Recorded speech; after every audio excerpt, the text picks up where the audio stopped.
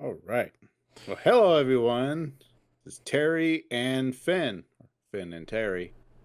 And we both watched Markiplier's Iron Lung movie, and we're gonna do a review. Ain't that right, Finn? Yes, we're going to do a review of The Iron Lung and Markiplier's new movie, and we're going to give you guys our thoughts, just in general, what we thought about it. If it was any good, it was. Go see it. It It's in was theaters for very, another very good. week. And yeah, it's good to see movies like this. So, Right. Tats, Mhm. what are your thoughts? I guess we want to do a spoiler section? Oh, that's a good question. We're Well, this is a review. professionals. Well, let's see. Um, I think we should probably do a spoiler section after. Yeah, So yeah. let's do like a let's do.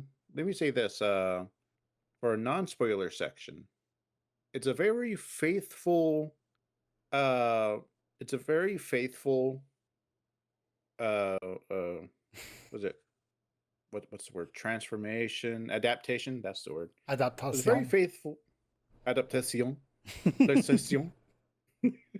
We are all the lizards from that one D&D thing at PAX.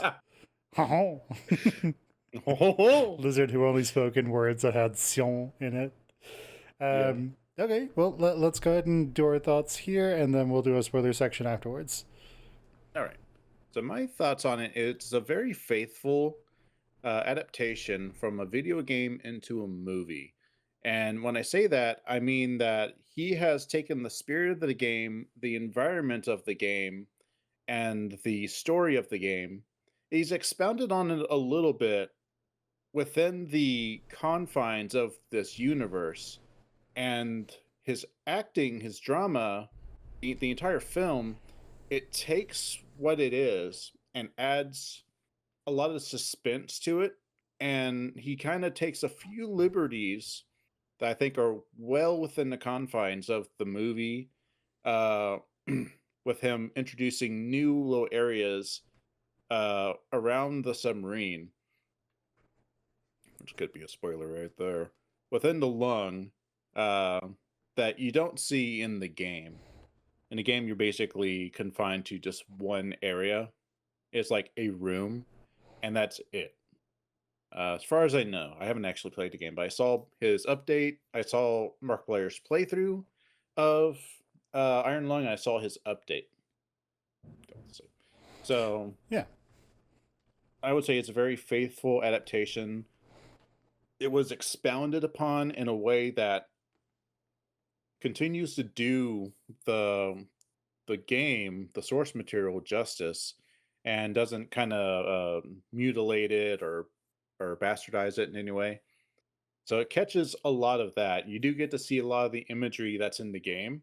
Uh, on my screen, you can see from basically one of the posters, you see the ocean of blood. You see the gigantic eye, and the gigantic eye is one of the big jump scares in the movie, big visual ones.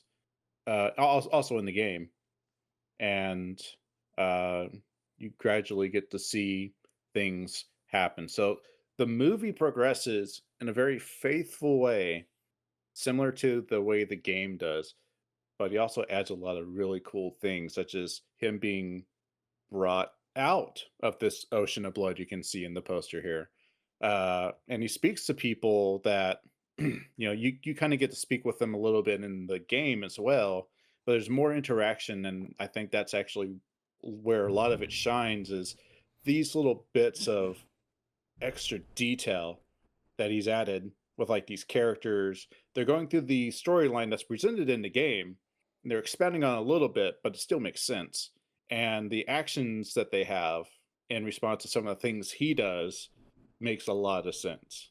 So if you've played the game and you liked it, definitely go see the movie because it's so well put together, uh, and it continues to be faithful. A lot of people that I've seen have said, "How does he take a 40-minute game and expand it to 2 hours?" And Almost a three. lot of the reviewers will make it sound like he's just sitting in the chair doing nothing. looking at some logs, looking at papers, putting coordinates. It's literally just a game slowed down by like three times, like a third of its speed, and that's it. Now there's so much more. There's a little bit of the gameplay in there, but he stretches over that, and then he has a lot of his drama, a lot of the interaction with other people, a lot of the crazy shit he's got to go through just to try to make the storyline that's in the movie and not so much in the game uh be able to happen. Because he's going around, he's hitting the button, he's trying to get the button for the camera to stay on, just take continuous photos so he can not only see in this dark ass sub, but also get footage and everything for people. There's a whole lot that goes on to it, and it actually adds to the action, adds to the suspense. And if you're like awake and invested in paying attention, you're kind of wondering, what is he doing, why is he doing it? And if you've already played the game and gotten into the lore of it, you know what he's doing, you know why he's doing it, and you know why it's so important.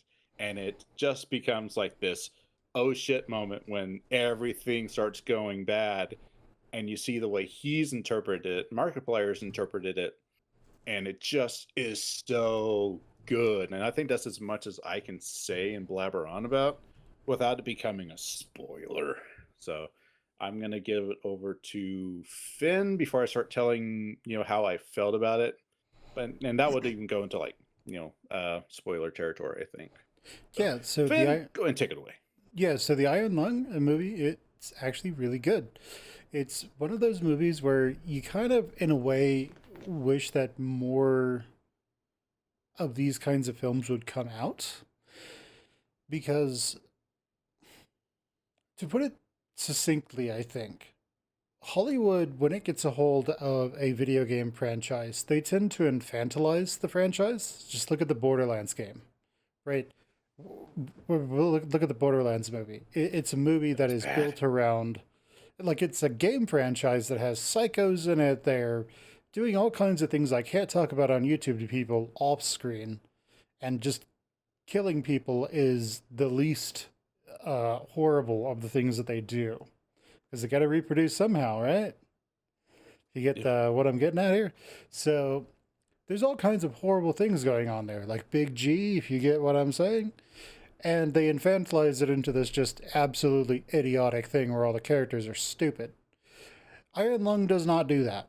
Iron Lung has our protagonist, played by Markiplier, the convict, as he is called, and they don't. Simon. That's a spoiler, bruh. And and so they do a good job of setting up the initial story where we're told the beginning about how the stars just winked out. We're told about this quiet rapture. We're told all this stuff like in the first 5-10 minutes of the film, I think. And then after that, About yeah, and then after that, we get the blood moons and that he's being lowered into it. Like all of this happens very quickly, all this initial information that would have been just given to you by the game up front. And then we have what Tats was getting at, what Terry was getting at. A lot of people, a lot of movie reviewers who have a vested interest in this movie not being successful, coming in and just saying that it's boring, that the character's just flipping through manuals, he's trying to figure out the sub and all this stuff. And thing is, I get it. They're expecting, they're going in expecting a movie that is a Hollywood production that has the same, like, basically, when you look at a Hollywood movie, there's actually a screenplay template that you follow. This template is so specific that it even has like on certain pages that correlate to certain, percentages up through the movie, which most movies are pretty standardized in length at this point. So that correlates to certain literal minute and seconds where some sort of twist happens or some event happens. This is why so many movies these days feel very samey. And this movie, Iron Lung, does not follow that script. So, That's why a lot of people, a lot of reviewers, one of the reasons they said it was bad, one of the reasons they said it was boring. They're also the kind of people who I think would have just left the theater beforehand. This is definitely not a situation like the old, what was it, Polaris movie in Russia. A Russian movie, Russian director. He made this movie, I think it was Polaris, and for the first half of the movie, absolutely nothing happens. And then all the interesting stuff happens on the second half. So that Russian that director's whole thing was all the stupid people left the theater already. So now you can have the good stuff. Uh, that is what a lot of movie reviewers would have you believe about Iron Lung. That's not true. It is engaging. It's just not engaging in the way that they are looking for. So yeah, as Terry said, there's when we look at the inside of the sub, there's the control console in the front. There is the camera switch in the very back. It's a big rectangular button. You got to press it. Looks very industrial. That's one of the things I like about this movie is that everything is just huge and industrial. So they adapted the low res, low poly sort of design that the original Iron Lung had to just be this horrendously industrial, brutalistic system. Yeah, sub. And it worked great. I like the cinematography in the movie because you really do get the scale that this isn't something where it's just a big set and you're just looking in the set from outside. If you don't know, most movies, how they are set up is you have different versions of the same set from different angles so that this camera can be really zoomed out. So this movie doesn't do that. The set itself was just a big box, essentially, was basically a form of the sub, and all the cinematography needed to be done inside of the sub. So they had cameras and there's a speaker that Markiplier talks to, that the convict talks to, and there's cameras put inside the speaker so they can see through that. There's cameras, I think, that look at him through a bunch of wires in the wall, things like that. So they do make some use of going and being outside of the sub looking in, but it's not something, but it's all done in a way that is intended to be claustrophobic. And that's one of the major differences about this movie and other movies. This movie has that very enclosed feel. Everything's claustrophobic. You feel like you're trapped in this sub with Mark. So that works really well. Um, then they start introducing the mystery, and like after I want to say like maybe 15 minutes, 20 minutes, they are through all of the introduction and they are getting going. So he's going and doing his whole exploration thing, and he's doing exactly what you do in the game, which is really nice. Just as a side note, there is a point where he like picks up the manual and like he flips through it a little bit, and then he just shakes his head and like throws it away, basically puts it back where it was. So he's doing exactly what most players would have done in the Iron Lung game, which is just like look at the manual and be like, I don't need this, and then put it away. So Yeah, pretty much. so, Instructions. I don't need no freaking instructions. so that was always good. Uh, but yeah, it's a big moon of blood, and uh, like you can't normally see through blood. That's a plot point that comes up later on in the film. But yeah, there's a camera that can see through the blood, and he ends up seeing stuff like bones and stuff like that that he can take pictures of outside of the sub. So it's a really interesting movie in that regard, in that it is faithful to the game and it tries to inherit and use as much of the game's oppressive atmosphere as it can, which is fantastic because that's what you want to see. Yeah, so I guess to look at it from a different perspective, it's it's a few steps down in quality from a major studio production, but it's many steps up in quality from an Asylum Films production. Like Atlantic Rim is something I might compare this to in that that everything takes place in one room, but it's so faithful to the source material that it works perfectly. Does that make sense, guys? So I think they spent 3 million on this film, and they've already made like 21 million back. Yeah, I think I heard like it's made 22 million. Yeah, something So like they that. made over 7 times their budget. So good job. Yeah, I I'm pretty sure that would be considered a critical success. Like most of the time with film, as long as you make your money back and then some, good enough. think that's blockbuster levels of like Yeah, return. yeah. So this is just absolutely insane. But yeah, guys, go out and see it. It's really good stuff. Um, So good. but yeah, if you like stories that take place in cramped corridors, if you like characters who are literally just as confused as you are about what they're supposed to be doing and what's going on, you will like this film. If you like films where it's like Top Gun, where like everyone knows exactly what's going on, everyone has perfect information, and you're the odd one out, and you're sort of spoon fed exactly what's supposed to happen at every turn. If those are the movies that you like, you will hate this movie, probably.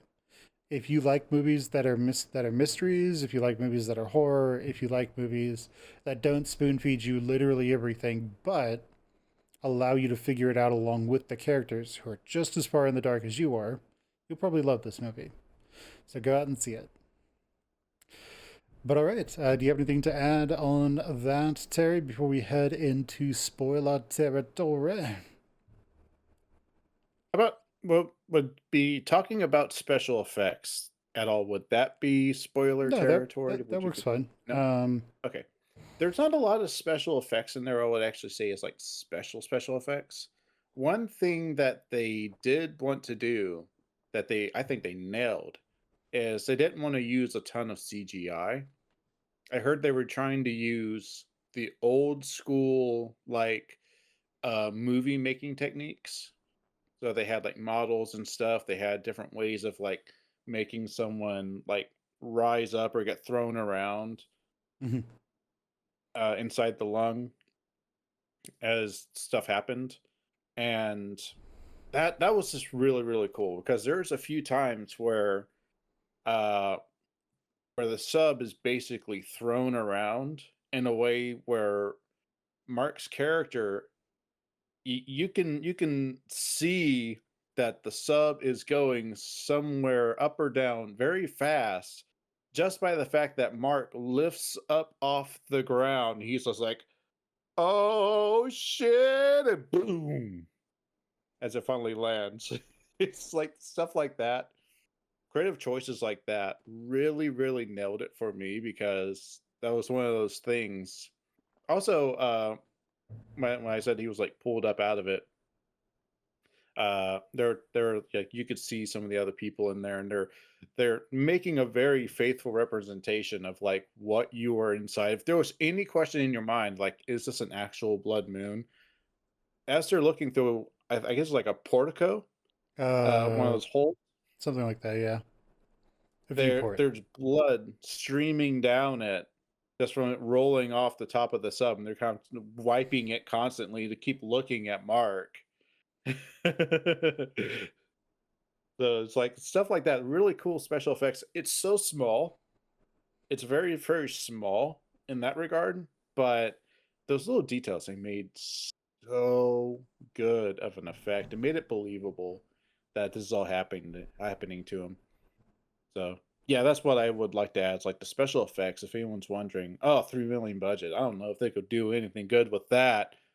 No, they did. They did exactly what they needed to do, and it was amazing. So that's it.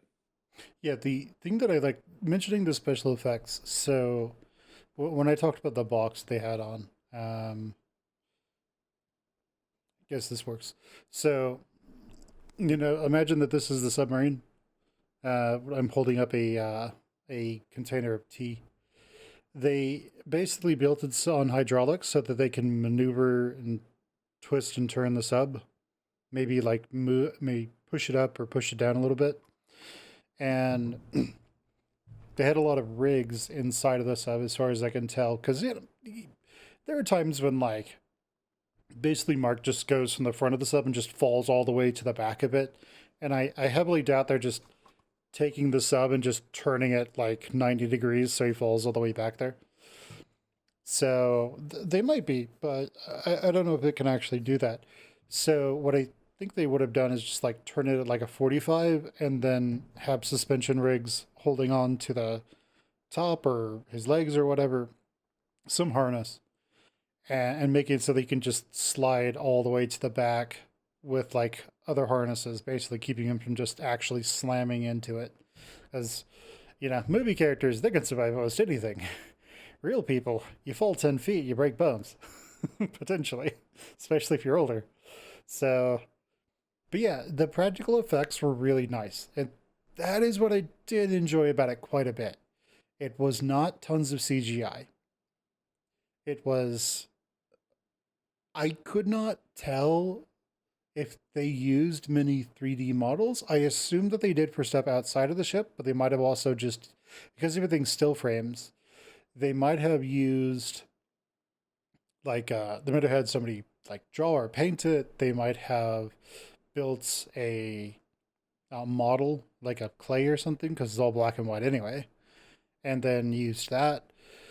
But the main thing is that it's the vast majority of it that is well, all of it as far as I can tell, that is interacting with the interior of the sub and the human characters outside of the sub is all going to be practical effects. And as Terry was talking about, the point where the sub gets lifted out of the blood moon and the blood is streaming down, it definitely gives you a very strong it definitely gives you a very strong feeling that this is something that's happening. This is blood that is running off the front of your car after it's rained blood for some reason. This is rainwater that's coming off of your car and just streaming down. It's So a really good compare. That's a really good analogy. yeah, Like you just you turn the windshield wipers on just at once as the rain stopped, and then just more water comes streaking down. Just a few streaks, yep. but instead of just clear water, they're bright red blood, and it's like, that's not normal. Who did I hit? Where did that come from? Yeah, but it's just one of those things. The practical effects is primarily what they're going for. There's, the sub is supposed to be watertight or blood tight, I guess, in this case. But blood does get into the sub a little bit here and there, and it's good stuff. There are a few jump scares in the movie. They aren't like egregious or anything. It follows that tradition of in video games where the viewpoint character, in this case the convict, sees someone or something and then is like, and will like hide. That kind of tradition. And it's very frictional games in that, like Soma and Amnesia. It's very much in their whole thing of you don't want to be looking at the thing or whatever it is. So in a sense, you don't know what's real and what's a hallucination, which is really nice.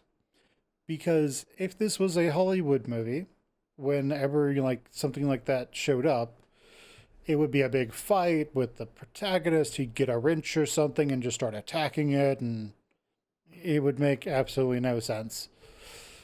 So, from that regard, it's really nice. It's really, really nice. But all right, do we want to head on into spoilers, or is there anything else that we want to add? And I think everything else would be spoilers that I want to just like, boast about. I am boast the right word. All right, then, everyone. We'll give you all about, I'm going to say around 30 seconds. And then after that, we will assume that anybody who wants to avoid spoilers has done so. Yeah.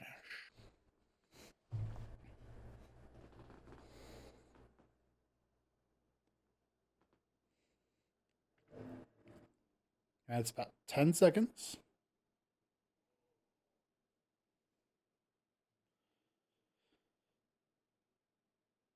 Okay, How long 10 did it take them to seconds. click off? How long did it take them to click off the video? I don't know. Probably immediately once we started talking, once we said we were going on to spoilers. But you never know. Some people maybe like they don't have arms. Maybe like Handy from whatever that show was, but the carpenter who has no arms. Uh, Hmm. um, and maybe they have to like bite the mouse and move it around and click it off that way. I'm not sure, but Running out of the room screaming. yeah, No yeah. spoilers! No No. spoilers! No Oh, spoilers! oh. Ah! Well, I think they've evacuated the area. Yeah. All All right, right. so let's go on into spoilers. Yeah. I started off last time. Why don't you start off this time? How do you Sure. want to do it? So with spoilers, there is essentially the rapture has happened. There really is no hope. Um, the humans who are still alive are desperately trying to find something. But if you look into the actual game's lore, there's not really anything there. There's not supposed to be any humans in this universe right now. Effectively all life has left. Everything that's supposed to be there has left to the next universe, I guess like the rapture. And effectively hell has caught up to here. Uh, so the characters are literally supposed to be in hell at this point, or something akin to that. So yeah, there are lots of times when the convict finds Simon, as Terry told us earlier. That's his name. And Simon does says some things from time to time. But yeah, he ends up going into compartments in the sub that we don't normally see in the game. He finds like a black box, he finds an engine restart and all kinds of stuff.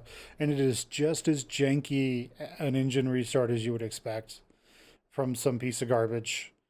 Like, you gotta like crank a handle a few times. And then after that, you can maybe restart it. So it's very much an emergency restart. Yeah, it kind of Uh, reminds me of, now I'm kind of thinking back to it. I was trying to remember, like, what was it really similar to? It reminded me just now of the like generator restart scene in Jurassic Park. mhm, But lady has to run, how like everything's turned off, and she has yeah. to run to like this generator through the forest, get into this room, and pops on. She's like, okay, click, puts it all the way back up. Something's on. He's like, press a button. She's like, Boop. boop. Don't make noises. They'll attract the raptors. So stuff like that. So yeah, go ahead, Also, Finn. also, what happens when I press this? Raptors out of everywhere. You just hear this loud alarm. You hear this loud alarm going, "Burn! Dinner's here. Burn! Dinner's here." All the employees evacuate the power supply. All Oh, the camera was snacks. on. Whoops. All snacks evacuate the power plant. Uh, Hungry dinosaurs are outside. But yeah, and so yeah, that's what it reminds me of. I was thinking maybe more aliens. I don't know if they do that. And I think they do it in like oh, Aliens, maybe Alien, where they have to like get a maybe. generator going. I think what's supposed to be happening is like Remember that there's though. like some sort of tensioned rope in there, and as they're pulling the lever, it's putting more tension into the rope. So when they press the button, it just shoots basically, and like spins the Hmm. generator up to make electricity or something. Um, but that's just me speculating. So yeah, there's that, and all that works fine. They get at a certain point, he sees like a skeleton on the ground, and everyone's confused because there's not supposed to be any life here. And he gets pulled up into the ship, I guess, into whatever is pulling him up. And yeah, that's where he has the whole thing where he's talking to these people. They're wiping away blood, and he presses the camera button. Now the thing is, remember, he's in an ocean of blood. You can't see anything through blood. So as it turns out, this camera is like an X-ray gun or a gamma ray gun or something. I think they say X-rays. Yeah, they say it's a very powerful X-ray gun Yeah. that's used, and yeah, in that moment, Markiplier's character is crashing out something hard. Mm-hmm. He's flipping out. He's like, "Get me out of here! I don't want to be in here anymore. You said I was going to come back alive. I was like, that's supposed to be the first. You said I was the first one. There's other people down here. Like, what Mm-hmm. the fuck? You're lying to me." He's going crazy. And Yeah. finally, he's like hitting everything, and finally just hits the button, and that's when the lady, speaking to him, is like, "What the fuck?" Yeah. Yeah. They're just like, why would you do that? And yeah, he's clearly confused because understand He didn't even think of that. the convict is not supposed to be the smartest man. He's not supposed to realize that this isn't a magic camera that just normally sees through blood. He kind of thinks it is. He doesn't understand. So then they explain that it's an X-ray gun and that he just essentially killed that one guy who was right next to it and heavily irradiated everybody else. And the whole thing that comes up here is that the commander, there's this lady who's the commander, she just isn't giving him that information ahead of time. But her second in command was like, "Hey, if it was up to me, I would have told you all this stuff ahead of time. Would have been more briefing." But think about it. That would that would mean that it would not be that the viewer would not be in the dark as much as Mark, as the convict, as Simon. So, from a storytelling perspective, keeping us in the dark works a bit better. So, beyond that, they send him back down with like this harpoon to get a sample of something. He succeeds in that, and then basically gets attacked by this thing and disappears. The whole sequences where he's being chased by something, the sub has a proximity alert on it, and in the Mhm. game you can see this quite well, and it tells you when there's something near you, if it's in front of the sub, behind it, port or starboard, left or right, I guess. And what's so important about it is that normally this is, great for steering. That doesn't really serve any other purpose. But when he's not moving and something goes in front of the ship, to the side of it, and then behind it, and then disappears, there's not supposed to be anything alive down there. So now the convict is looking at this going, holy crap, there's not supposed to be anything alive down here. Just reiterating that to the audience. And then everyone sort of gets that understanding that this is weird. This is odd. There, this is. It's like that whole thing you're walking in briny water and you feel something move across your leg. And you can't see it. Yeah. And you're just like, what is that? Usually people just get out of the water at that point. Because you don't know if it's a water moccasin, you don't know if it's some sort of poisonous animal, you don't know if it's a little alligator or something, and like it's big alligator's going to show up. So, yeah, that's what it is about. But yeah, there's like he gets lost for a while. He encounters another sub. He finds this essentially rift in space. It's supposed to be like a tree or something, maybe this energy portal, and Yeah. before running into the actual adversary, and a lot of the stuff, and also a lot of spooky stuff just happens. What was your favorite spooky moment, Terry? My favorite spooky part Yes. was, it's a toss up between the eye, when he takes a picture of the eye, and that's like a good jump scare, or when he's beginning to, figure out just how kind of insane he's going in the sub when uh where he thinks the speaker has come unplugged, and so there's just someone speaking in his mind, and he starts to realize this is some kind of Lovecraftian creature. It's Hmm. either that or he's going batshit crazy. But it's like it's a toss up of those. I'm really actually leaning towards the Lovecraftian part because that was like his own inspiration. That was like his own part. That's like the movie, and it makes so much sense. So that's where he expounded, and it made sense in the universe of the movie. So yeah, that's what I'm gonna say. I'm gonna say when he's finding out that the speaker is unplugged and he's hearing someone, and it's probably like some kind of Lovecraftian thing, or he's going insane, and we don't know which one. But What I that's it. really what I really liked was the first time he starts losing it. He, I think all the lights, I think the lights are still on, and essentially I think he hears something coming from the front of the sub, and he's in the back. I think he had just gotten the computer online, and but there's a computer in the back of the sub, guys, and it's basically from the previous person who was put in the iron lung, and so he looks to the front for this sound, and he sees like this.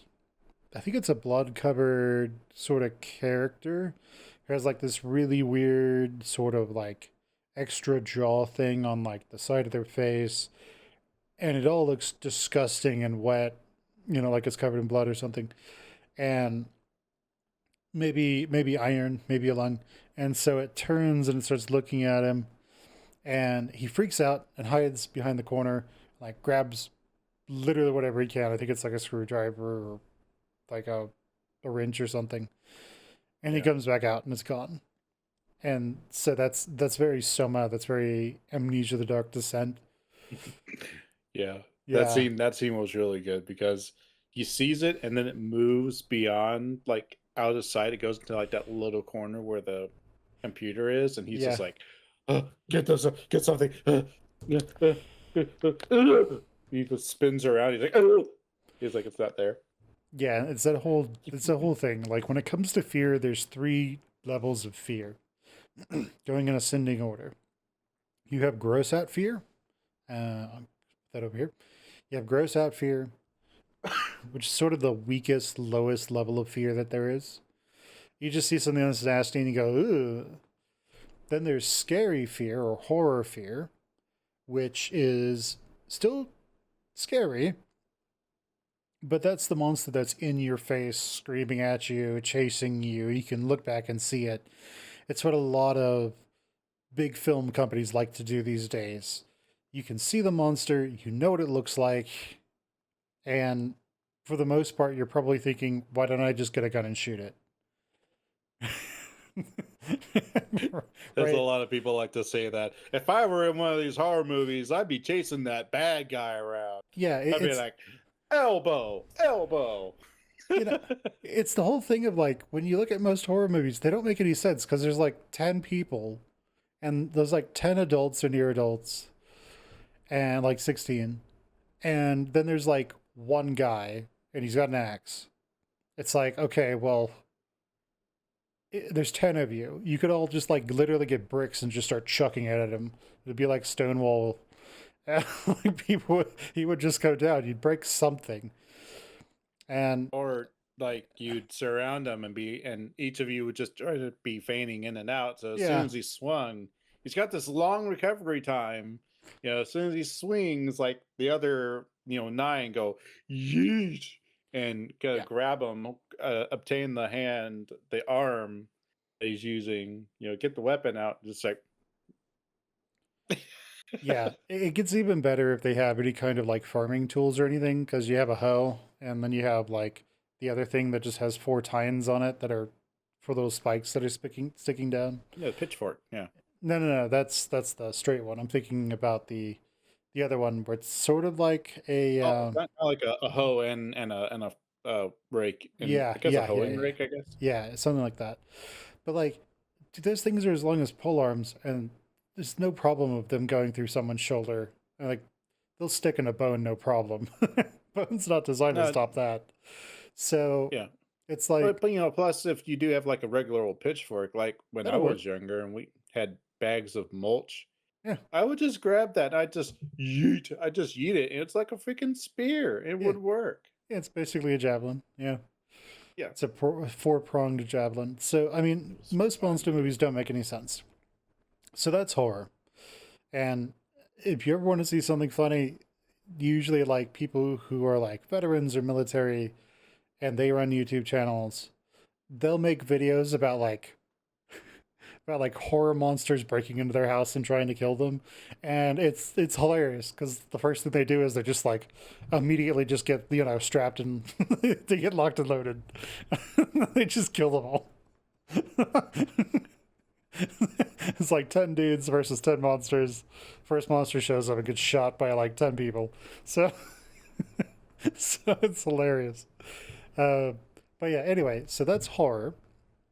And then you have the best form of horror, which is called terror. Terror is, there's a monster there, but you can't put your finger on where it is, where it went, and if it's going to come back. There's no loud footsteps, dum, dum, dum, as it's walking around.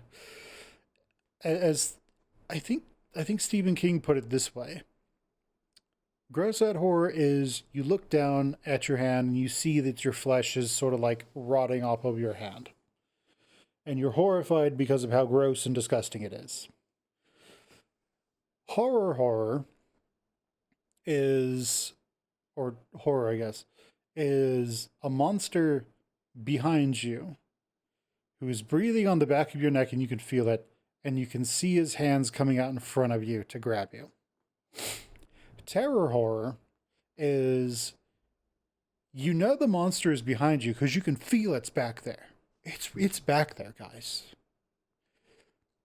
But when you turn around, it's not there. But you know it's there. You know it was there. You know it could come back at any time. That's terror. And terror works phenomenally for really freaking people out. So the movie straddles the line between, it has a little bit of gross out horror, it has a little bit of horror, and it has a little bit of terror horror. And having a mix, fantastic. The terror is the slow burn. The gross out is just when weird stuff is happening, and the horror is when you have your high points. And so that works really well. All right, what do you have to what do you have, Terry? Let's see. You pretty much said a whole lot of it. Um, Probably some of the other things I would add are just elements from the movie, which I think really sold it and made it really cool. Um, how like I think it was in the game too when they tested the blood on these blood oceans. They found out that it was actual human blood. It wasn't just red colored liquid, it was actual human blood. They tested it and it's like, oh, this is human blood. Where did this come from? It's an entire moon. It's the fourth one we found. That shouldn't be a thing. So there's that. Uh the other part that you were talking about. I really like the scenes where it had the leak start coming in. Let's see, let me go back. Let me go back to the front. Um yeah, that part. Yeah, the part that I like most about the movie so far, I think, is where he's been lifted up and he's just shot these guys with the X-ray camera, and you can hear the anger and the kind of the disbelief of the commander, the commanding woman, because she's like, I can't fucking believe he like shot everyone. Like you just irradiated this guy. You probably just killed all of us. And he's like, huh? What? Huh? Huh? Like he has no clue. And then she's so angry. It's like, are we done here at putting this like harpoon to the front of the sub? And they're like, yeah. And she's like, okay, good. Drop him. And they just let go. You hear the outside of the sub just kind of have something let go. And Mark's character just like rises up. And he's like, oh shit, I'm falling. And then boom. Like that's the part. I think that's my favorite part. Yeah, that part was really It's nice. That part was really fun. And then he's just going through and yeah, looking at everything like what the fuck is then he's going through, yeah, like you were saying, the the horror aspect of like the guy being there. And so when he starts going insane, he goes around, then he has to dive down underneath because the engine's been ruined.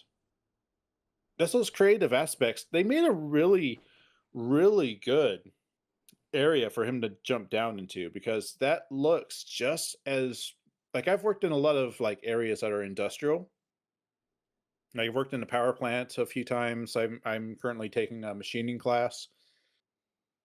And this legitimately looks like the set they made for him to go down there, crawl through this space and try to get to like this restart. That looks just like you would imagine it would look like. I can, and actually, I haven't worked in a power plant. I can tell you, they got the grate, they've got everything that they needed to really sell that this is an industrial, you know, iron sub lung with something you have to go crawl down into this tight claustrophobic space just to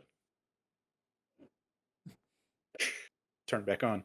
Hmm. So the set design so good, and like I said, that's something that you don't find in the game, but it makes so much sense, and it adds to like the drama, the suspense, and then later on, I love how that shows back up later on because down there, what he didn't see before, or at least what we didn't see, or maybe we just didn't recognize that's what it was. There's a black box, just like there are in airplanes. There's a black box, and there's this other sub that he's not even supposed to know about. He finds his own black box the first time he goes down there. Oh, he does? Okay. Yeah, he specifically like mentions it, but I don't think he like goes and messes around with it all a lot. He's just like, oh, there's a No, no, black no. box down here. Oh, okay. Oh, cool. Probably Yeah. missed that. It was probably just, I didn't recognize it was the black box, that they say it's like has all the records and information on it. I Yep. thought it was just, huh, what is this black box doing down here? Like it just happens to be a box that is black, not the black box. But I love how that little area becomes like one of the more stereotypical, like I guess Hollywood tricks, kind of like suspense tricks, kind of like real similar to um I think the first Star Wars film where you see the explosion come out of the Death Star and then the Millennium Falcon shoots out and you're thinking, "Oh no, the Millennium Falcon got blown. Oh, there it is. Never mind." It's one of those like you see the blood cuz at that point in the movie, going back to Iron Lung, in the part of Iron Lung that I'm talking about where they've returned to that little area, there's been this massive leak of blood into the sub, into the lung, and it's literally filling up. Like you see in the game, it's filling up to like to your ankles, not to your ankles, to like your knees, maybe your waist. In the movie, the blood's coming in, but it's draining down into that little area that Mark's got to go into. And he's been told by the other lady that he needs to, and he's already achieved this, go back down to where that sub was, that other sub that he's not supposed to know about. I think SM8. Go back down there, find that again, connect to it with a computer that you shouldn't have access to, uh, and then go into that little area underneath, get the black box, and then pull it out. And he's connected to it. He's connected to the computer on the other sub. He's downloaded all the information. The leak's already started and it's been going on. He pulls open this hatch so he can go down and get it. He just sees he's got like an inch or two of air, and he's just like, "Oh fuck!" And he knows he's got to go down in there to get it because that's the only reason she might come and get him. Yeah. So he's like, I gotta go. I gotta go. And it's actually one of those really good storytelling techniques. I think is one of them.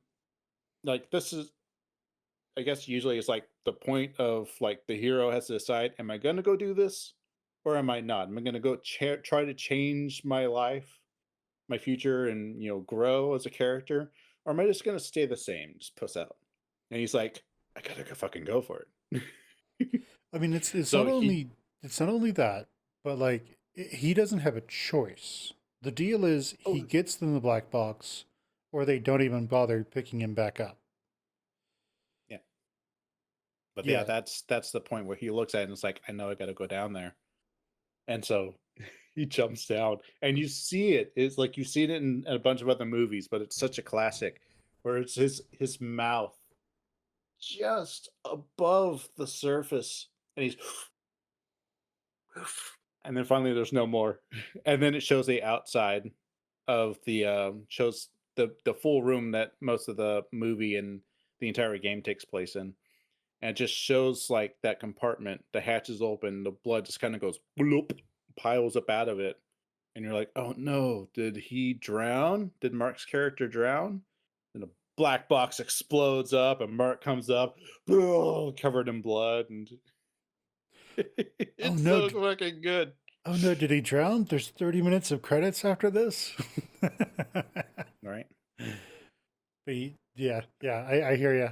There are also times where he, I think like the monster is no, I think it's when he goes into like that rift a little bit, and he's outside of the sub. He gets a vision of himself like standing, I guess, on the surface of the blood ocean. Like Hmm. he's looking up at something. I don't remember if he sees an eye over there or if there's like something off in the distance.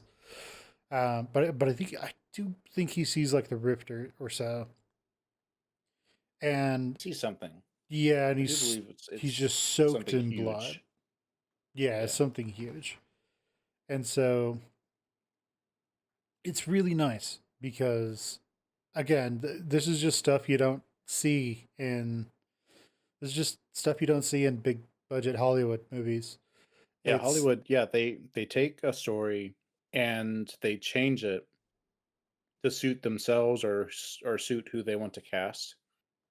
And you mentioned Borderlands 3, and that's a really good reference. Just bring us back to that real quick. mhm. Another really good one that I think pissed off so many gamers was Final Fantasy. It was an animated movie, Oh yeah. but yeah, that one, oh, they did. I'm not a huge Final Fantasy fan, uh, but the people who are Final Fantasy fans and who went and watched that, there's like they mutilated the franchise. I don't even think there was anything related to the games in that particular movie. They just took the title Final Fantasy and slapped that onto a movie that they had made and thought that's going to make us money. It was a total bait and switch. Mm, to an That extent, that's the what I think. That's what I think. I remember hearing for the most part. It was a bait and switch. so Not certain, but that's what I heard. so that Came down to. movie that movie was back in like the 90s if I remember correctly. Mhm. Maybe the odds. But yeah, that movie they still had a lot of their big themes.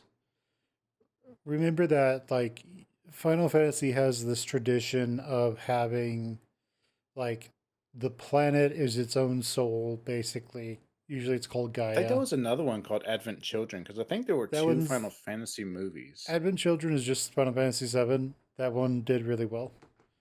Yeah, I think that People was a liked different that one than one. what I'm thinking of. Yeah, the one you're thinking of is was older.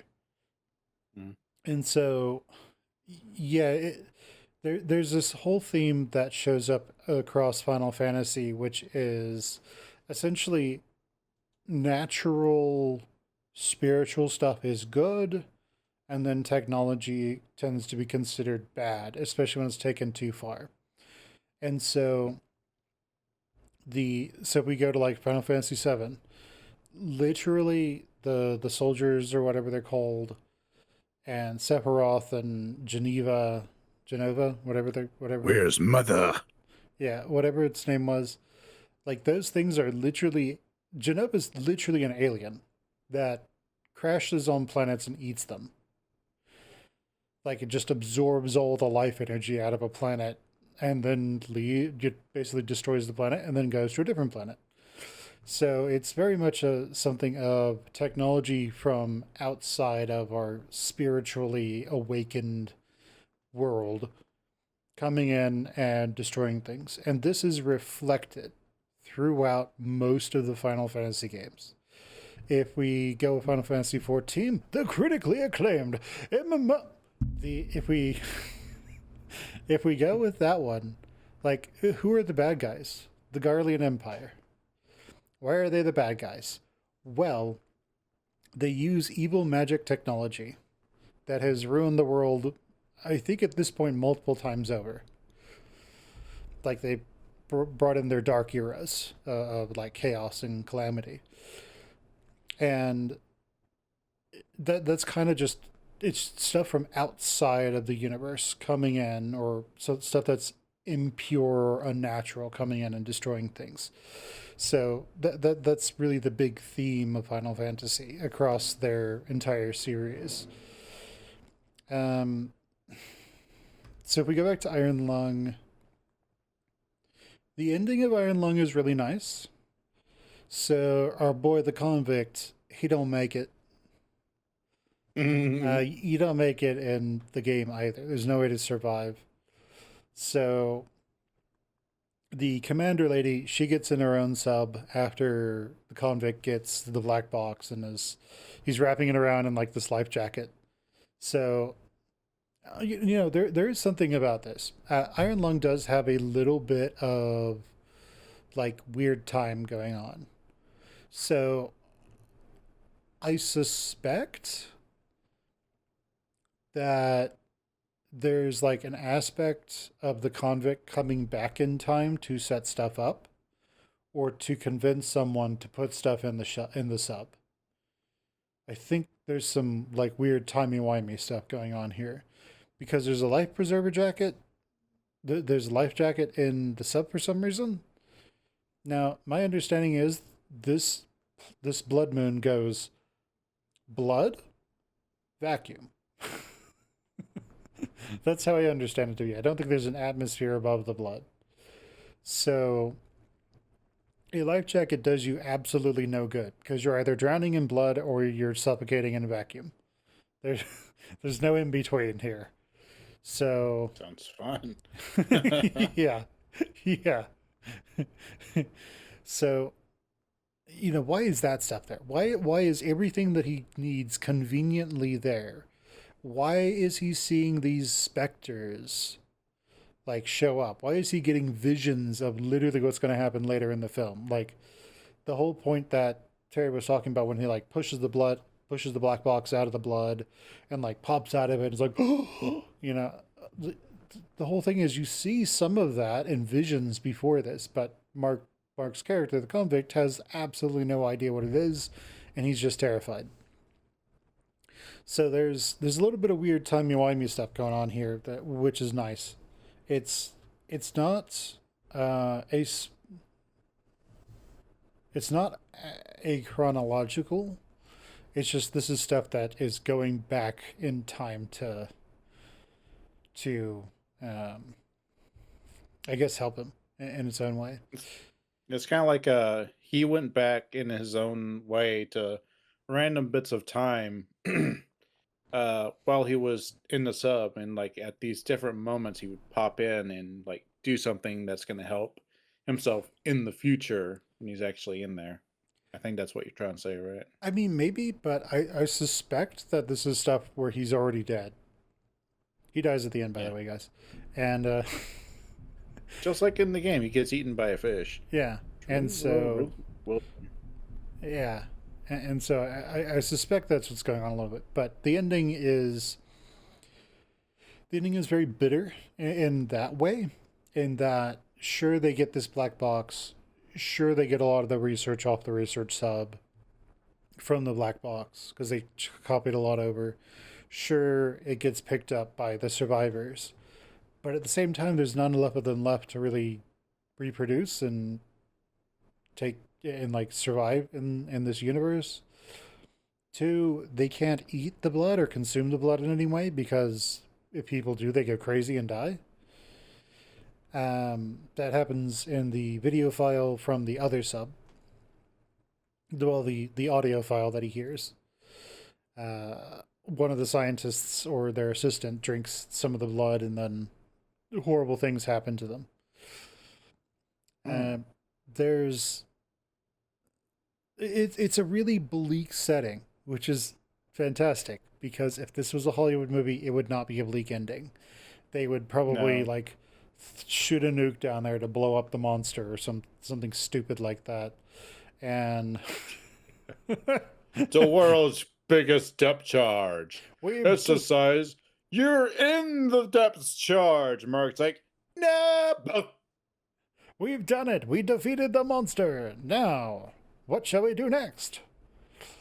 And Find the then next one. Oh they're no. yeah. If it was a Hollywood movie, they would just, at the end like an even bigger monster. Whoa, would like come out of the blood moon, and you'd see the entire base, and it attacks the base or something, and then Yeah, it would if this be like were a Hollywood movie, if this were like a Hollywood movie, that they would probably have like Markiplier's about to be eaten, his character's about to be eaten, the sub's about to be destroyed, and then like you hear like a king, king, king, king. And he's like, oh, what is that? Oh, oh no, oh, oh no, oh no. And then he gets pulled up and he sees like the portico, you know, starts becoming clear, streams of blood going down it again, and it's like you can see the sky or whatever, sees a helicopter or whatever.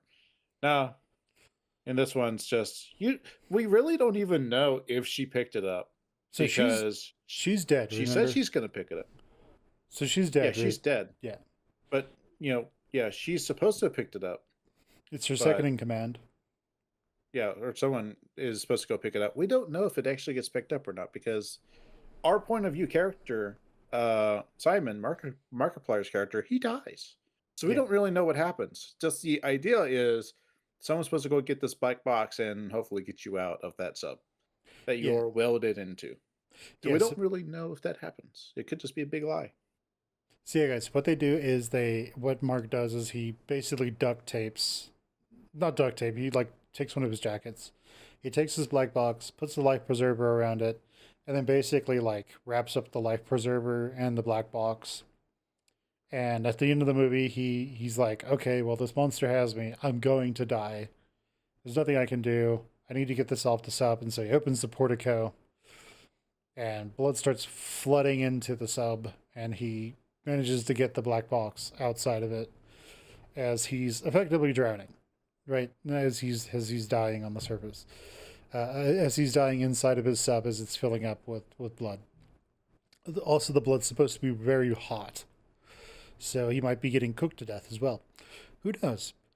But yeah, the black box makes its way to the surface of the blood moon, and at the very end, this like light comes over it, and he's like, and the second in command says something along the lines of, "All right, I see it. Let's go get it," or something like that. So the implication is that they go and they pick it up, and they analyze the information. The However, the game's setting is all intelligent life has already, like all life in the universe and all matter in the universe has left. So there is no hope. We're Mm, all screwed. Um, pretty much. so we're all going to die out here, and these blood moons are just whatever they could find.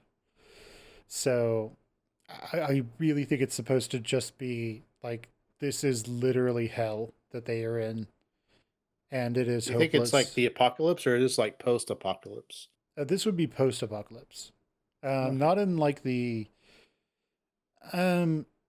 So whenever you hear post-apocalyptic, that really just is referring to like some sort of calamity happened and people are rebuilding. Like usually what Uh, post-apocalyptic means. So like the there's no lost, rebuilding in this. yeah. So it's like The Last of Us. It's like The Walking Dead, uh, stuff like that. This is more akin. If we were to put it as post-apocalyptic, this would be more akin to a comic that I saw years ago. I don't know if it's still going, but it basically just had dudes in gas masks in this completely devastated world, and they sort of looked like World War I soldiers, maybe Mm. two. And their whole thing was they never took off their gas masks, so you never knew what they actually looked like, and they're just sort of going around in the apocalypse doing their thing. But this is like post rapture.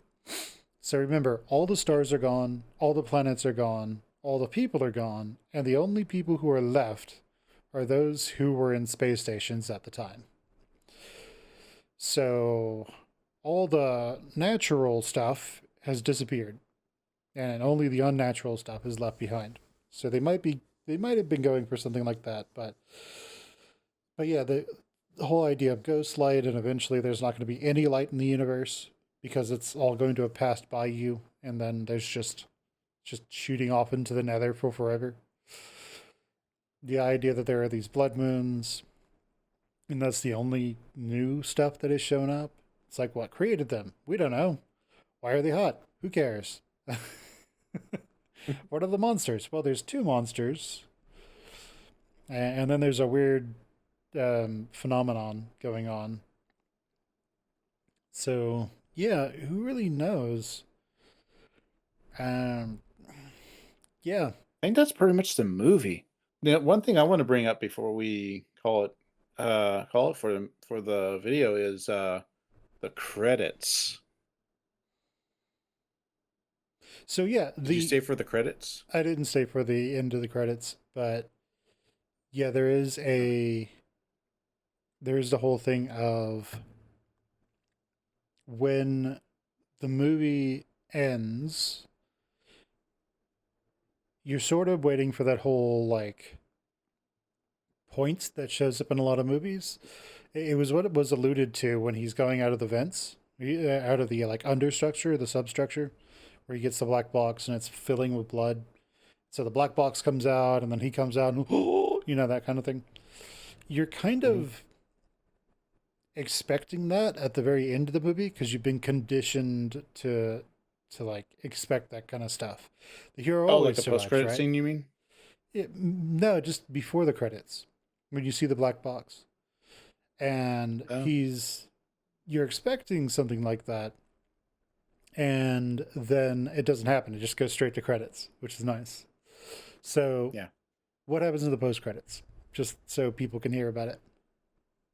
Well, there are no post credit scenes. Sorry to disappoint you. That's good. But during the credits, when the credits are playing, uh all along it, mostly on the sides, there are these like uh Polaroid pictures with like a little white space Oh, on the bottom to write people's names. I remember They're that. Yeah, just yeah, they're coming up and kind of lingering for a second, and then they go up, and there's another one. It come up, and it's all the people that it took me a little bit to figure it out because I'm a dumb dumb, but it's a lot of the friends and family and supporters and editors that Mark's had along the years, over the years, along his YouTube adventure, his career. There's like all these little Polaroid pictures then just come up, and some of them are not like the actual pictures. I remember seeing Lixian, and you yeah, could see like his drawing, yeah, and yeah. it's like oh dude, it's Lixian. Oh, so all the people that have helped him. Wink by Lix. And then at the very end, it's got Mark, Amy, Chica, and Henry. And I was looking once I figured out who it was, like what it was. I was looking for like everyone. Hmm. I was looking for Bob. I was looking for Wade. I think I remember seeing Molly, which is the wife of one of those two. Hmm. Uh, I was really, and then after on the drive after the movie on the drive home, I started thinking like Markiplier, gosh, probably 10 years ago now, he had this friend in North Carolina that, uh, how do we say it without getting strict or anything? He, He went to the great iron lung in the sky. yeah, from his own hand by his own hands. I gotcha. And I think it was JonTron, but I'm not sure. But I was wondering, like, is he on there? Was he in one of those Polaroid pictures that were going up? Because he was a huge part of like Markiplier for a while. He was doing collaborations with Mark for a while. Mark was doing collaborations on his channel for a while. I remember there was Team Edge and some other guys. Maybe Matt Pat had to be in there. Hmm. I was wondering, like, were all the Team Edge people in there that he had done pictures? Like, I would like to go see it again. I'd like to see the credits again, which I could probably do on YouTube. Uh, and just look for people, see who he included. So that was really, really sweet. So he did like this wonderful tribute to everyone that helped him. And I thought that was really sweet. And it's totally a Markiplier way of doing it too, because it was so kind of natural in a way. It's like how someone would do it if they just, had to just be like, here's this friend who was here and bye. And also just including everyone, because he wants to include everyone he can. I remember him saying, because I'm a huge Mark fan, I remember him saying many years ago that when his channel grew to a certain point and he realized he wouldn't be able to interact with his fans on a more personal uh basis, he literally cried. And I know Markiplier crying is a meme at this point, but it was a huge thing for him that he couldn't interact with his fans on that more personal basis, because his channel was getting so big, and that was like something that he felt, you know, he was going to lose, and it really, really deeply affected him. Yeah. So, So talk about JonTron. So it was his brother. It was about maybe 8.5 years ago. His brother, he went to the great iron lung in the sky, I suppose, wait, by his own Markiplier's lung. brother? No, JonTron's brother. Oh, Yeah, but yeah, there were other things that were going on. I just looked it up real quick, but yeah, it is. It's one of those things that it's one of those things that's extremely difficult to like talk about, mhm. and there's a lot of misinformation about it. But yeah, just as a side note, guys, if you ever have any thoughts like that, just go to the hospital. They can go to a therapist, go to someone who can help you. There's It's also, yeah, there are resources out there to help you. There's hotlines, everything. yeah, hotlines, give him a call, give him a text. Uh, Even just, you know, if you're really feeling that bad, just get out of the house, Yeah, go for a go for a walk. walk. Uh, just get away from anything sharp, anything you could use to hurt yourself.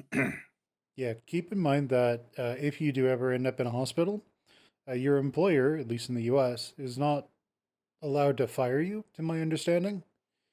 If you have a mental health crisis, they're not allowed to just fire you.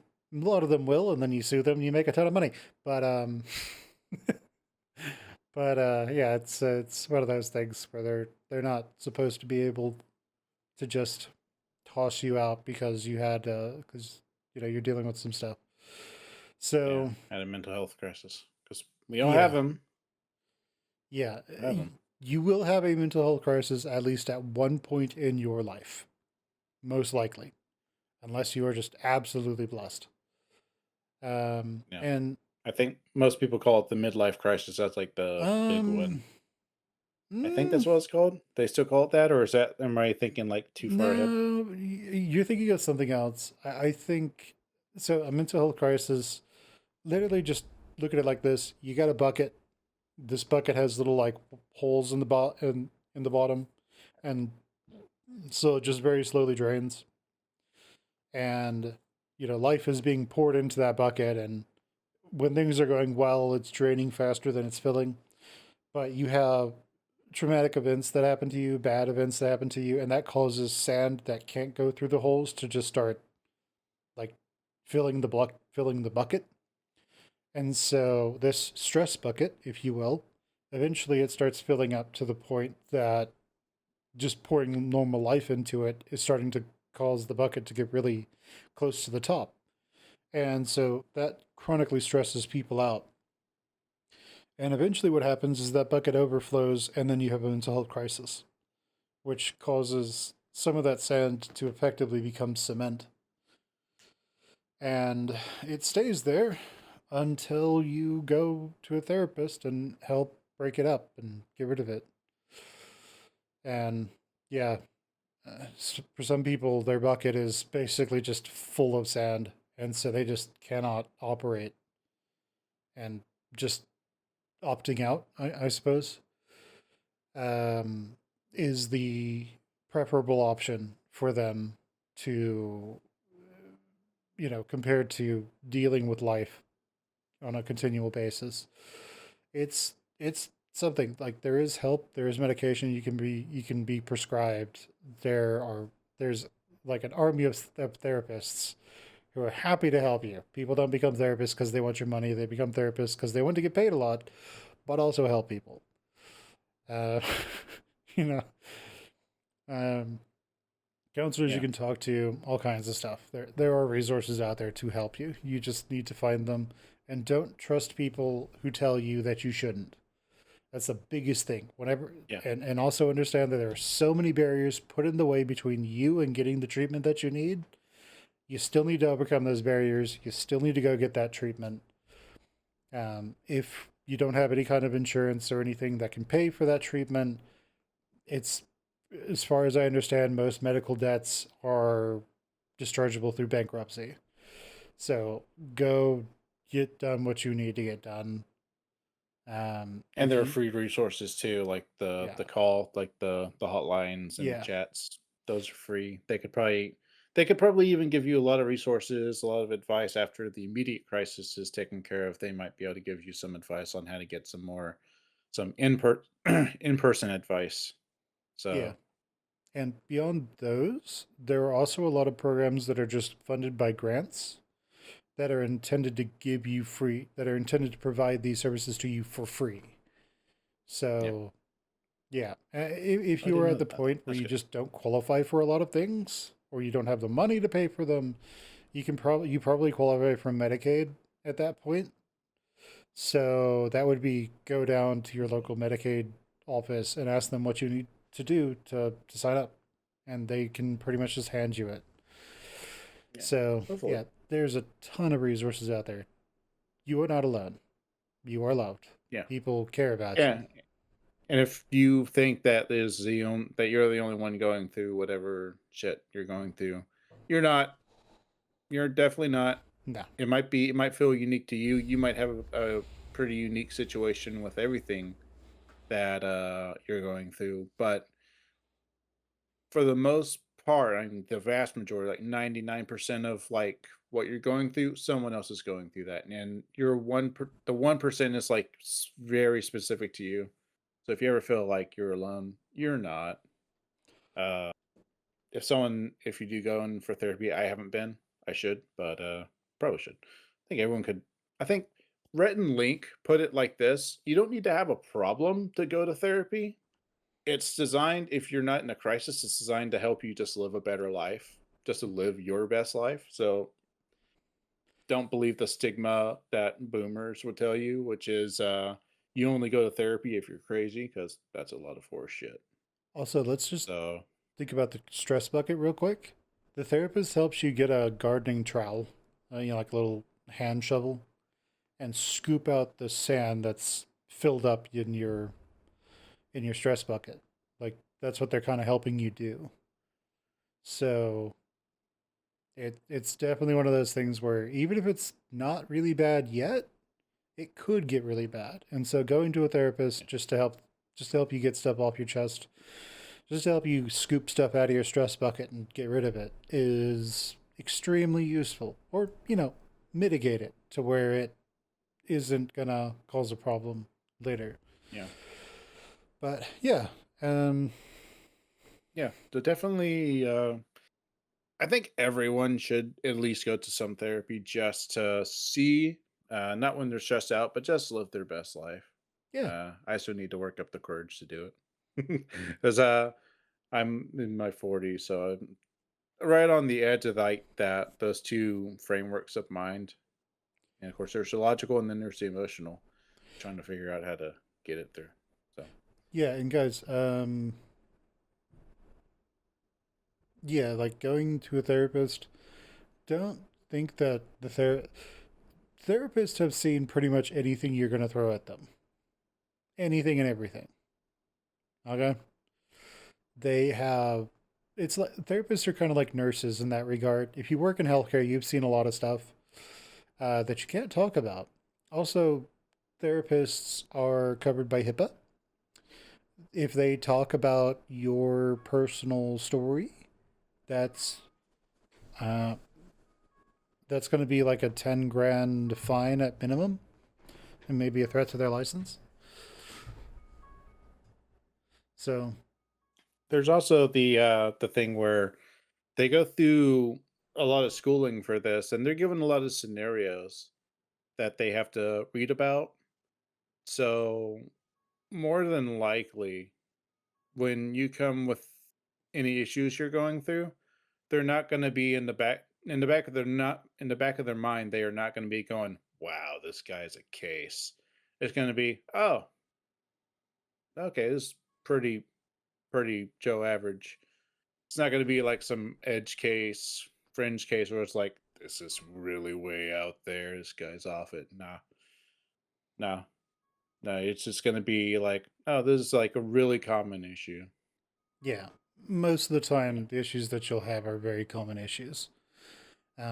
Yeah, Especially if you go when they are small issues. If you delay it, then it could get really bad. But yeah. Also, even then, I don't think it's going to be horrible to the point where they're just like, "Oh, damn, case study here."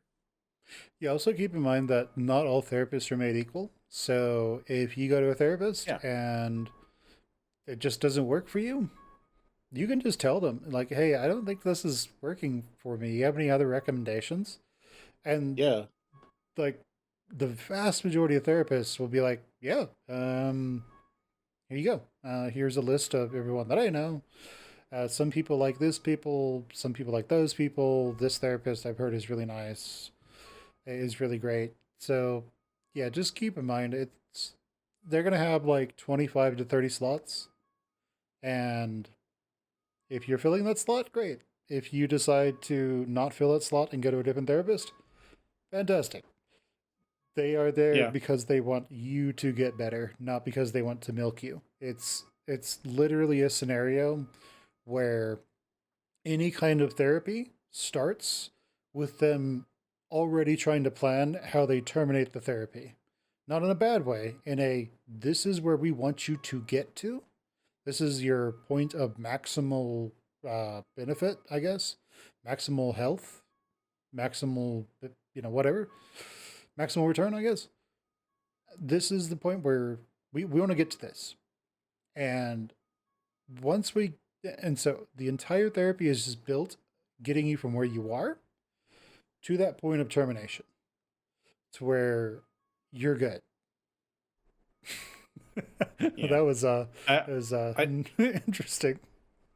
I do want to touch on again. Like there's an actual word for if you don't work well with your therapist, or counselor. The word is transference, and it's basically whenever one person reminds you very strongly of someone else, and you already have like a feeling about that other person that they remind you of, and those feelings cross over onto the person that you're speaking with. Those feelings from the other person that they say you don't like, you think they're annoying, uh, those feelings transfer over to say your therapist, and you can you kind of feel annoyed by them just because of like the annoyance you felt from the other person, and you can't separate those two emotionally, and it can go both ways. Like it might be you feel that way, about your therapist, but your therapist could also feel that way about you. And then another thing, if it's not transference, it could just be your personalities just don't get along. It could be that you have the wrong that you're trying to do the wrong therapy, and hopefully your therapist or counselor would actually be like, "You know, I think you need us to be more to get you closer to where you need to be. I think you need a type of therapy that I don't do, and it's gonna benefit you a whole lot more, and it's not your fault. It's not my fault, it's just I don't offer the kind of therapy that's gonna benefit you the most." So, those are 2 things I remember when I was in school, Yeah, but, to I wanted to point those out. to add to that, how it usually works is when you go into a therapy office, um, the first time you go in, there will be the assessment where they really talk to you, fill out a questionnaire, that kind of thing, to figure out what's going on. And then this might be up to like an hour or so, where they're just talking to you, finding out what you want to talk about, what you want, what your goals are with coming into therapy. Um, most of the Like an time when assessment or an interview, huh? Yeah, most of the time when people come in, they are like one string away from, going mountain climbing without any equipment, right? So, Hope not. like, that's I hope usually where not. people are I at. think we just spent the last 10 minutes saying, "Don't get Don't get there. don't get there. But Don't get to that point." yeah, but in America, that's where most people get to, especially men. So Yeah. That's yeah, where a lot of it's stigma it's comes from. definitely one of those situations where, okay, so you go in, you get this assessment done, and then they basically will tell you, okay, well, these are the three strategies based on what you were telling me your issues are. These are the strategies that are likely to work for you, potentially. There's evidence backing this. I think this is what is going on. And these three strategies that I'm going to put in front of you are the therapies or strategies that will work, that evidence shows will work for this specific issue. Yeah. So, and then they will explain each one to you, what each one entails, and then they'll let you choose. And if you decide, after a few weeks you want to try a different one, that's fine. If you try all three of them and you decide, none of those three work for me, they'll say, okay, well, here's the other three that I found that might work, that I know how to do. And if you Yeah. go through all of that and nothing works, they might say, maybe you should go see a psychiatrist or a clinical psychologist because maybe this is a master's level therapist. Maybe you have something else going on that I'm just not picking up on, and what you're experiencing is actually the effect of that different issue. And so we need to figure out what that underlying issue is first. Because it's entirely possible, by the way, that the symptoms you're having could be eliminated almost entirely, if not entirely, by just taking medication.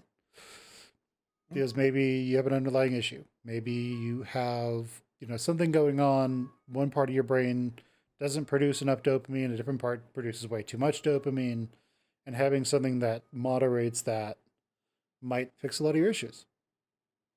So, yeah, never really All right. know. I think that was good, Finn. I think we gave a good review and then encouraged people, everyone to go Yeah, ahead and, if they need to, go get some help. indeed. Just remember, Yeah. therapists aren't scary and they aren't judging you. Yeah. Yeah, Actually, the few times I've met therapists in the wild, it's actually they've been really cool, calm people, yeah, and they have some insight. So if you're cool interacting with someone who seems to not be picking your mind, but it's just they kind of like understand and kind of pick up on like the little signals that you let off, then yeah, you're getting along well with the guy or woman. yeah. Yeah. But all right, everyone, All my right. name has been Fun Muir. This has been Iron Lung Review Terry with Candlestick, and this has been Terry the. Candlestick. This has been our I Iron have Lung been Terry review. Candlestick, and this has been our Iron Lung Review. Indeed. All right, everyone. We will see you later. Bye, everyone. See you in the next round, everyone.